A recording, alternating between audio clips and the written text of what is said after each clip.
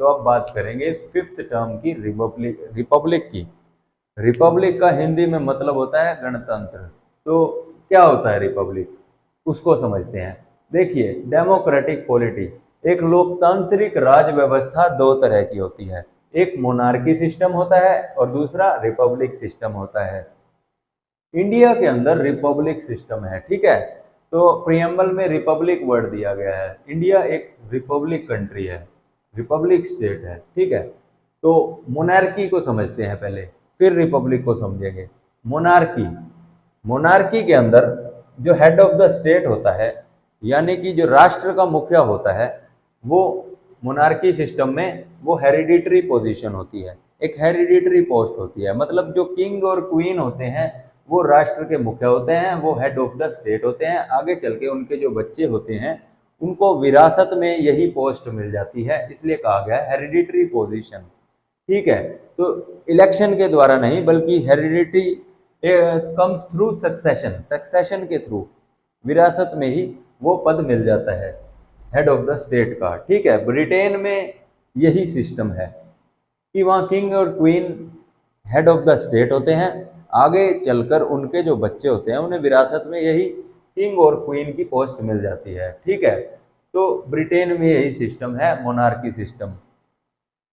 India में Republic system है। जहां रिपब्लिक सिस्टम होता है वहां हेड ऑफ द स्टेट होता है, जो HOS का मतलब है हेड ऑफ द स्टेट।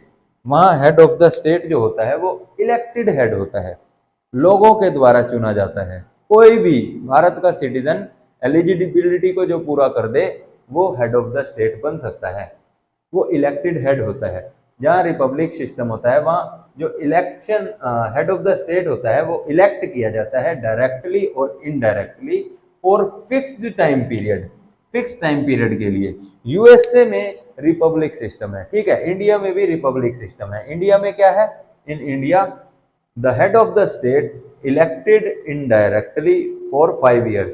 तो इंडिया में जो राष्ट्रपति है, प्रेसिडेंट जो है, वो हेड ऑफ द स्टेट होता है, वो 5 साल के लिए चुना जाता है। तो क्या टाइम पीरियड है, क्या फिक्स्ड टाइम पीरियड है राष्ट्रपति के कार्यकाल का? 5 years, ठीक है।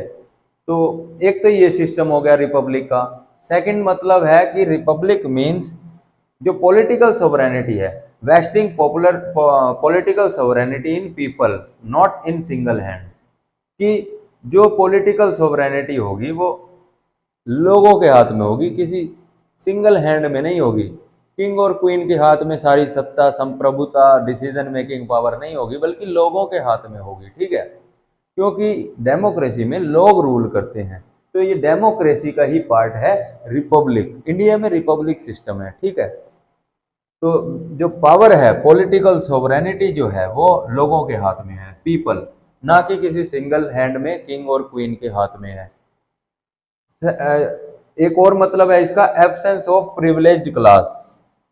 मतलब ऐसा कोई इंडिया के अंदर ऐसा कोई अलग से समाज या वर्ग नहीं है जिसे विशेषाधिकार अलग से मिलते हों और बाकियों को ना मिलते हों। ऐसा कुछ नहीं है, डिस्क्रिमिनेशन नहीं है, बल्कि जितने भी पब्लिक ऑफिसेज हैं, all public offices open to every citizen without any discrimination of gender, caste, religion and so on, ठीक है। तो ये मतलब हुआ रिपब्लिक का।